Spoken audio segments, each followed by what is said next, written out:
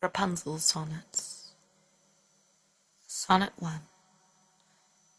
Dreaming from my tower in the air, higher than the trees surrounding close, wondering if men would find me fair. Footsteps down below break my repose. The mist about my window hinders me from viewing who would enter in my court. But so few visitors I chance to see, intent I am on making my report, and tuning my sweet song towards the earth. I'll change my fate, which left me here since birth. Sonnet 2.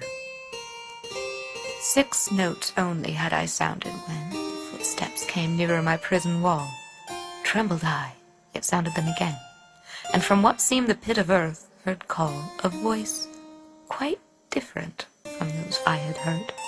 Though I could count that number on one hand, my lips too dry to speak a single word, I wondered why I had not better planned, and tried in vain to step back from the sill, for something held my hair and kept me still. Sonnet 3. I tried to scream, but sound I could not make. My frightened wit had robbed me of my speech. I thought of how my tresses I might break, but spied the scissors just beyond my reach. Frantically I fumbled through my skirts, searching for my dagger in the folds, the same I used for tearing linen shirts, and as I knew not what of me had hold to sacrifice my braids, I raised my knife. Too late! I now must kill to save my life. Sonnet 4. My point directed at the stranger's chin, no time was left for severing his rope. But shall I murder him or let him in? I was too stunned at what I saw to hope for some salvation. I knew I was lost. Whichever was my choice, it mattered not. The mist had cleared my innocence, the cost. For one endless moment I was wrought of human flesh and human cares and fears, the fantasy of fables read for years. Sonnet 5. A face it was, yea, it had lips and eyes, but unlike that which greets me in the glass. In its twin orbs I saw no less surprise, and so we stood, 2 statues made of brass, I gazing in his eyes and he in mine, as though we might have read each other's thoughts. He smiled slowly, as one drunk with wine, and suddenly the forest rang with shots. The hunters oft before had come too near, and so I bid adieu to all my fear. Sonnet 6. Hardly knowing half of what I did, but well aware the half I knew was mad, I grasped his arms as virtue may forbid, and pulled the creature with what strength I had into the chamber. To the floor we fell. Then scrambled I to my poniard retrieve, and asked him now at death's 3rd door to tell why camest he hence, and bade him not deceive.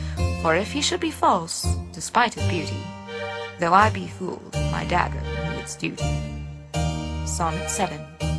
His lips then moved, but not a sound was heard. I saw them as 2 petals from a rose. When finally he was fit to say a word, I was content examining his nose. He made some mention of a songbird's tune. I was not listening, but o'erlooked his brow.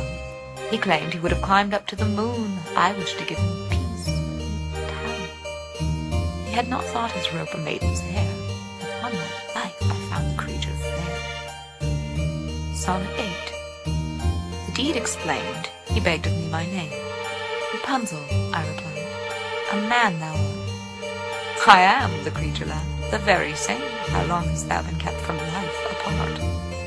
I told him how, for 21 years, my home had been the walls he saw around me.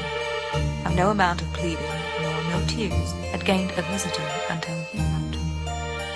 But when I think upon it, I recall, for staring, he did not hear me at all. Sonnet 9. It seemed to me he may as well not speak. His eyes had gone as cloudy as the day. He asked if he might come again that week, and I knew he must soon be gone away. He took my hands and pressed them in his own, as if by doing so he should stay longer. He told me of the world I might have known, vowing to return and slay my wronger, and promised me no harm. His head he moved, and kissed my lips, and the silk went. Sonnet 10.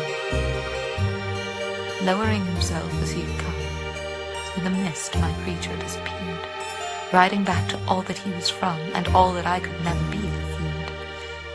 What raven locks fell round his face? What gentle eyes as grey as seagulls' wings? A voice so soft, my words cannot replace the memory of 1,000 lovely things. And so I'll dream again, arms more sweet. Dagger I dropped, lies